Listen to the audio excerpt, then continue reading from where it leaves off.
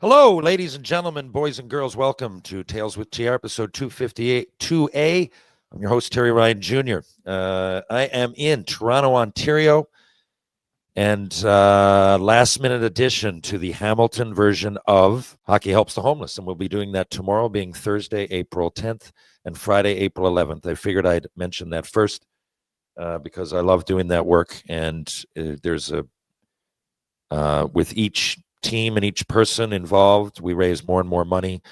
So I was just added to this list thanks to my friends Emma and Eric at Hockey Helps the Homeless. We're going to have an awesome time. I believe there's 20 teams slated for Hamilton, lots of NHL legends, and always a fantastic time. With myself, Brad May, Brian McGrattan, Shane Corson, I believe Darcy Tucker, and on and on. Matthew Barnaby. There's a lot, and it's going to be a great time. We're going to raise a lot of money. So that's number one. Number two, I'm going to record I'll have my first three-way of sorts with Taran Samwith, my good buddy you all know, and Terry Virtue, his buddy, my friend, but they played together in Tri-Cities and in pro, and we've hung out. He's a really interesting dude.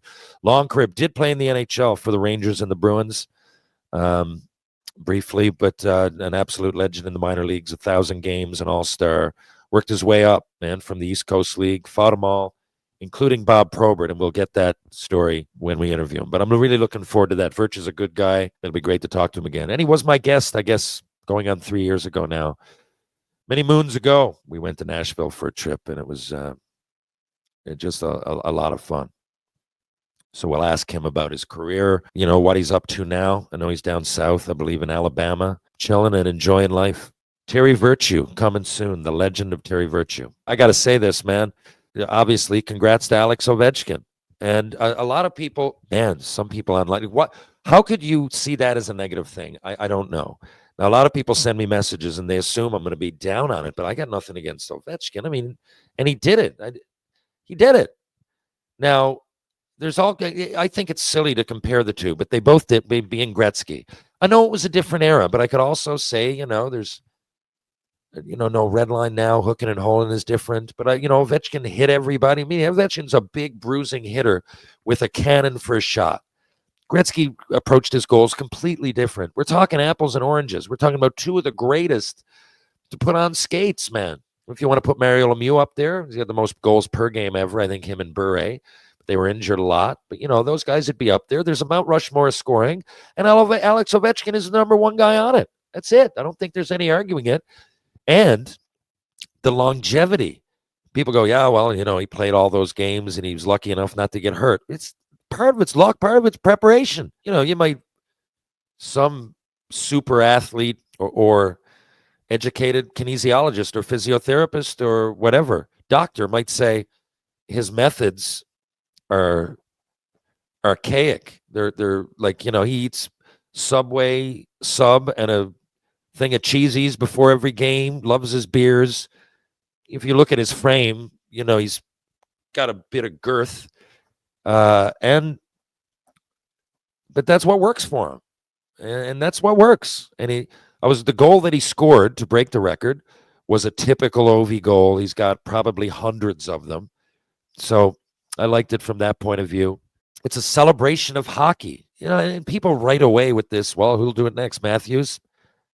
Just relax. A lot of things Matthews has the potential, of course, but a lot of things have to go right. Matthews hasn't been healthy for a full season ever, has he? Ovechkin missed like 50 games in his whole career.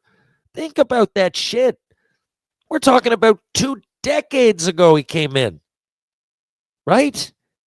Before like Instagram, before an iPhone came in, right at that time, he was entering the league. And he's been getting 50 goals ever since. The things that have happened.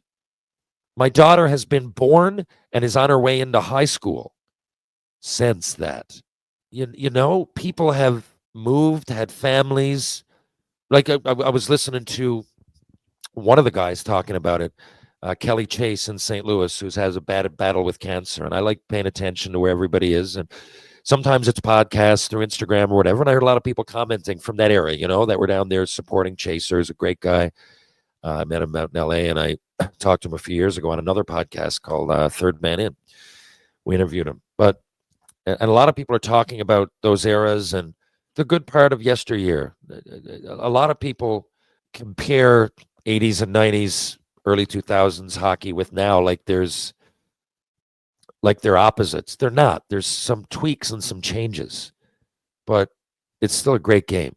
Really is. And through all of that, and it's still physical, right? Even though it's not as physical as it used to be, you're still out there. I mean, look at everything that happens, each night. There's that Gudis hit on Perry. I mean, that's dirty, but that happens. From regular hits to cheap shots to sticks to pucks in the face to blocking a shot, breaking your ankle. I mean, it's just a hard game to keep playing, even at the softest of times. So to be able to endure and do all of that and score while being one of the most feared hitters in the game, I think I don't talk about it enough. And I've never been a huge, because I'd take Crosby first. I still would. Call me crazy. I still would. I think he's just, it's a terrible comparison to make. It's like when people say, well, Lemieux or Gretzky, fuck Lemieux or fuck Gretzky. I'm with they're just, come on. I hate like my buddy, Brian Barry, Bumbles Barry. Check out Shingle the Dog, his band. We used to hang out. It's from Newfoundland. We went to, when I was in Fredericton, Brian was going to school. And he always used to say, why compare greatness like that? Especially like apples and oranges. Because people would at that time be comparing Gretzky, Lemieux, Howe, or those would probably be the Mount Rushmore back, especially before Crosby and Ovechkin came. Now you can put it any way you want, but that's probably the top four in the century that was the 1900s, right? So those four players couldn't be any different, couldn't be more different. With Orr being a defenseman that won the scoring, so he totally revolutionized the game, and that shit still doesn't happen, but it definitely did it paved the way, even for a guy like Lane Hudson, now Quinn Hughes. That would be absurd in the 40s, 50s, 60s for defense to have that much importance in scoring for his team and have that much of an impact league-wide. So that was, and then you got Howe, the longevity, the fucking toughness. He won a few scoring championships. I mean, this guy could do it all. I would not put him up with Gretzky and Lemieux as far as skill and everything, but you have to take the whole package. And a lot of people, including Wayne Gretzky, consider him the best ever, but he's, again, not even close to the same player as Lemieux, Gretzky, or Orr. Then you got Gretzky and Lemieux. They shoot different ways. They're built different. They both had a huge knack for scoring and passing, but their hockey IQs were through the roof. And it's really hard to compare. And they were really close. And when Gretzky and Lemieux were both healthy in the late 80s and early 90s, and I guess Lemieux was never really healthy, but when they were putting in full seasons, and they were, you say rivals, but I'd say compadres in the same league that are battling for stats, but are friends. And, we'd look forward to the moments when they played on Team Canada and everything. And they had the utmost respect for each other, but they were way out in front, way out. People go, oh, well, it was easier to score back then. Okay.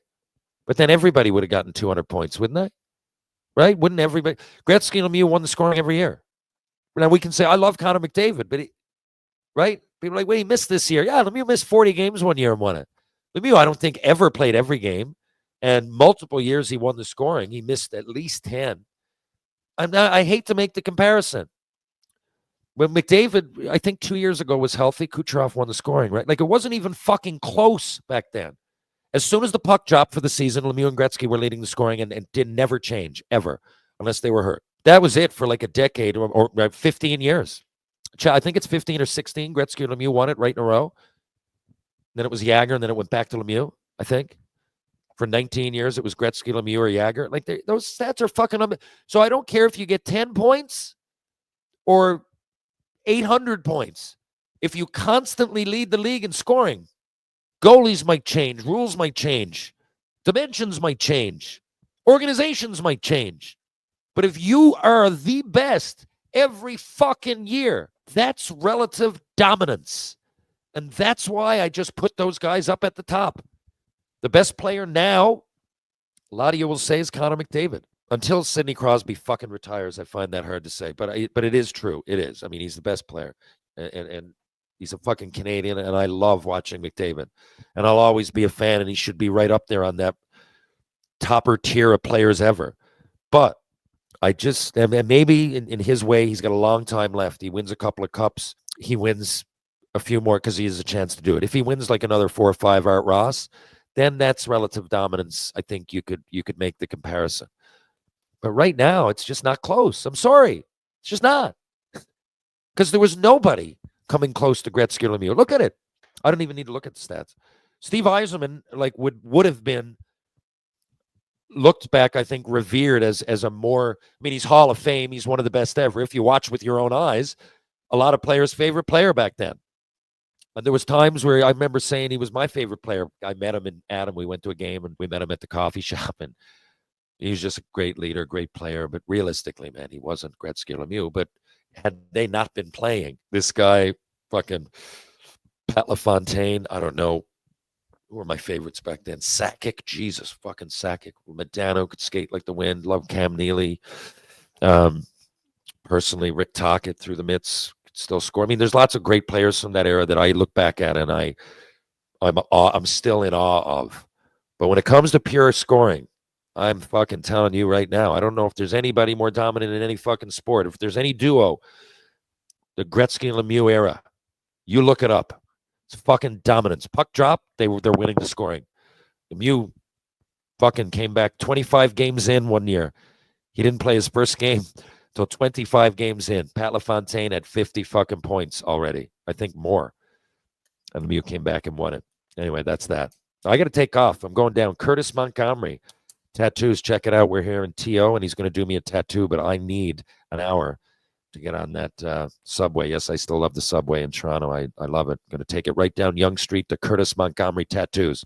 So thanks for this brief little bit of attention. I hope that you enjoy Terry Virtue and Sandman coming up, and I got a jet. So this is a short podcast, but sometimes you just got to roll with the punches, and it's time for me to get a tattoo. I'll post it on Instagram next week. Thanks for listening, everybody. If you're downtown St. John's, Newfoundland, and Labrador, why not check out Trinity Pub, TJ's Pub, Rob Roy Confusion, the Martini Bar, Green Sleeves, and, of course, Loose Weight.